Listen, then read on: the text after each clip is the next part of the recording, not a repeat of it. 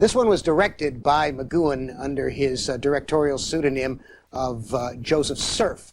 Little bits of information like that are always good to have about a series.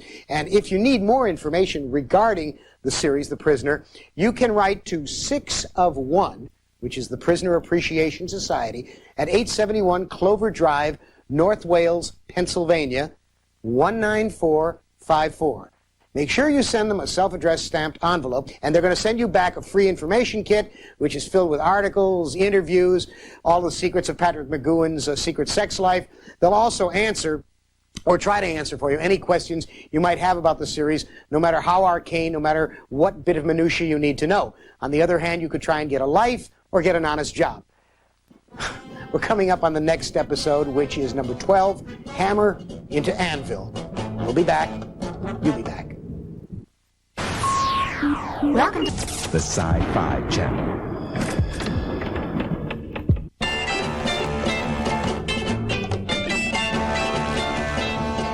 We're coming up now on episode number 12, Hammer into Anvil. Part of a quotation from Goethe, who said, "In life you are either the hammer or the anvil." This is an extremely atypical segment, this one coming up. It is a mano-a-mano story in which a bully gets his comeuppance through the machinations of number 6, who for once does not spend his time trying to escape, but tries to get justice. Hammer into Anvil.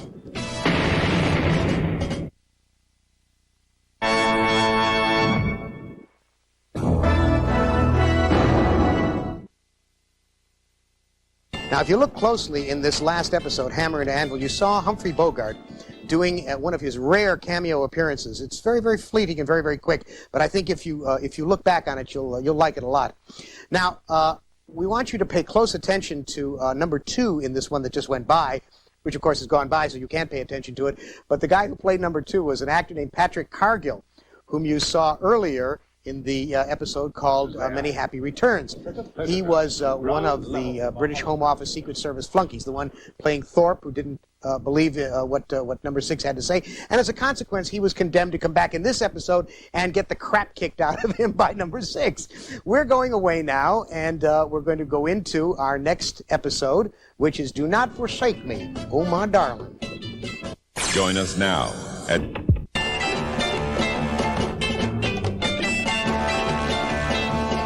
Gesundheit. The next episode is a very interesting one. Of course, I say that about all of them. We want to hold on to you here. We don't want you rushing off to some other channel. But this one is kind of interesting because McGowan was almost totally unavailable for the shooting of this episode. He was off busily shooting the film based on Alistair MacLean's Ice Station Zebra, directed by John Sturges, which ranks up there with the all-time worst movies ever made. And so as a consequence, he was almost totally unavailable to do this show. We don't want to give too much away, but watch how they carefully finesse it here in Do Not Forsake Me, Oh My Darling. Hi there. Welcome back. Still Harlan Ellison. Still the Prisoner Marathon. The episode you just saw was originally shot under the title Face Unknown. This has no great significance, but I just thought I'd drop it in here to give you the sense that you're getting some deep, significant information in the background.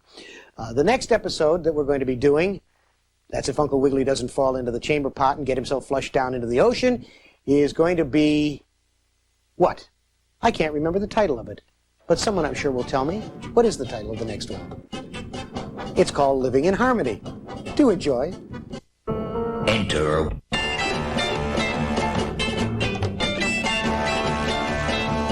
Come now to episode 14, Living in Harmony.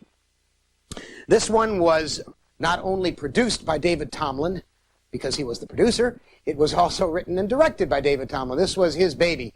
And this one is a corker. You're going to like this one a lot. Does anyone use the phrase corker anymore? Well, perhaps I'm too old. It's a killer. It was cool. You'll love it. This one was so controversial that they could not air it in America in 1968. They showed it in England in 67, but in 1968, a television show in which someone would not wear a gun during the time of Vietnam was considered no-no.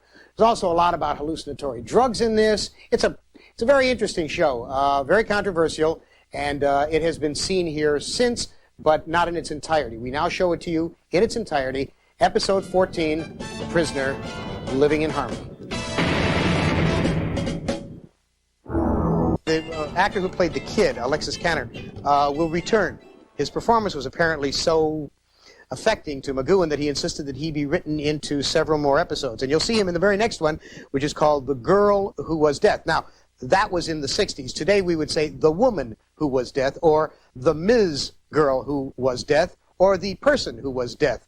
Actually, you're not allowed to say dead anymore, so we would probably have to say livingly challenged. In any case, we're coming up now on episode 14, 15, something like that. I've been here so long, I've forgotten my own name. My own name. Do come back. Girl Who Was Death, episode 15.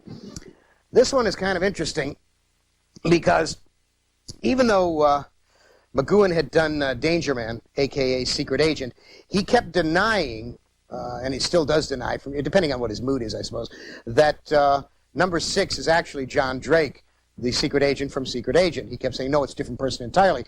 And yet, in this episode, I believe it's in the cricket match, you'll see a man in a bowler, and they hired an actor named John Drake. And it's quite clear that throughout the series that the character of John Drake was used as the template for number 6. Earlier in Free for All, for instance, when you see the placards vote for number 6, they used photos of John Drake. And the photo that's always dropped into the bin at the opening credits, that's a photo of John Drake from Secret Agent. So this episode is one of those dichotomous interludes, and I think you'll enjoy it very much. We're nearing the end of the marathon and of me as well. We only have another couple of hours. So sit back and enjoy episode 15, The Girl What Was Dead.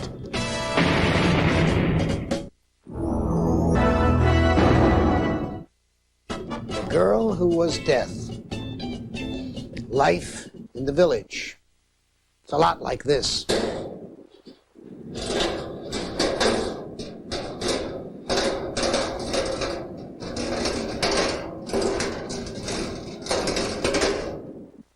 It's like a maze, but there may not be a way out.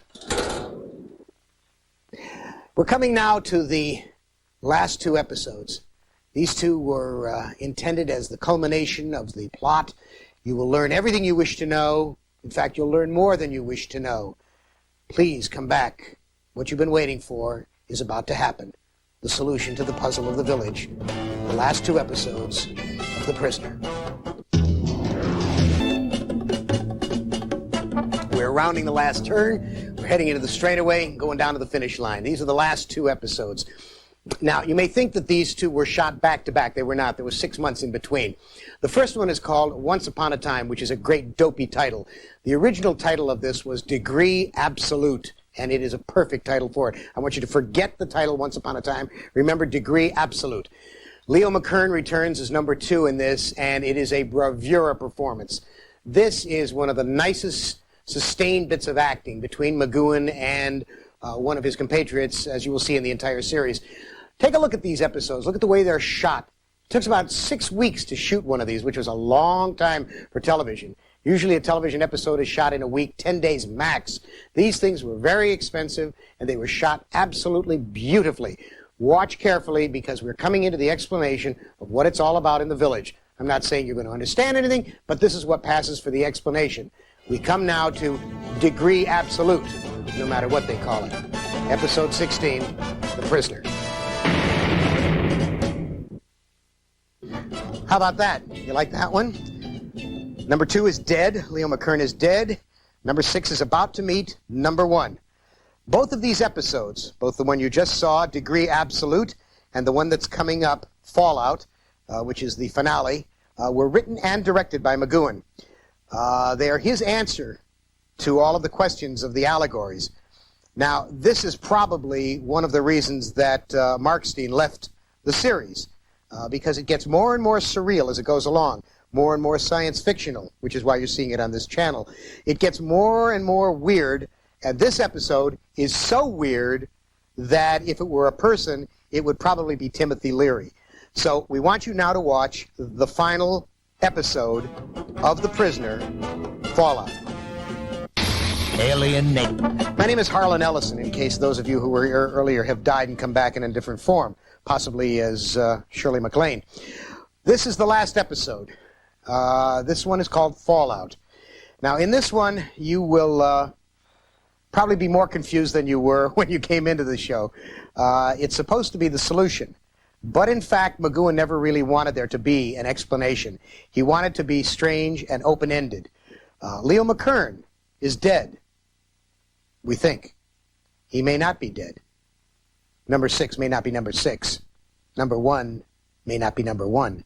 You may not be who you were 17 hours ago. Watch. This is the last episode. We'll be back afterward. But now, Fallout.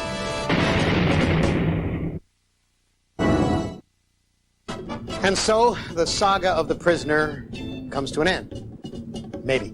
Maybe not. You'll notice the way the door to the apartment closed and opened. Just the way it did in the village. I don't think there's an ending here. I think it's an ongoing. Leo McKern is not going to wind up in the House of Lords.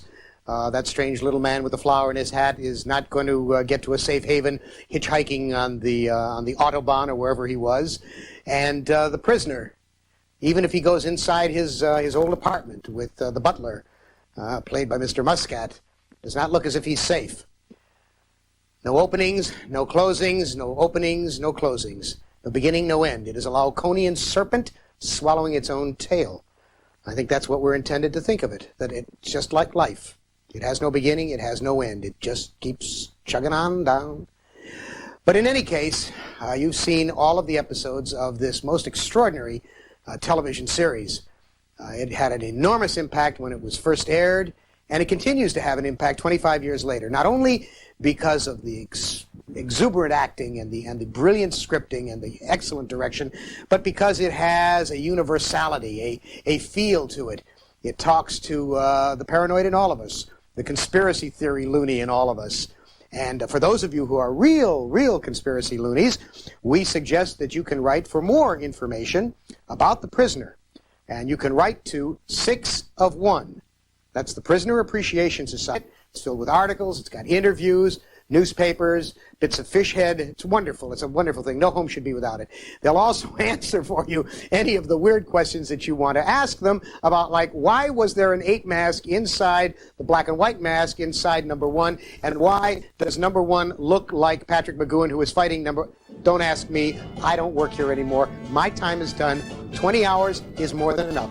I'll answer all your questions. Other than that, be seeing you.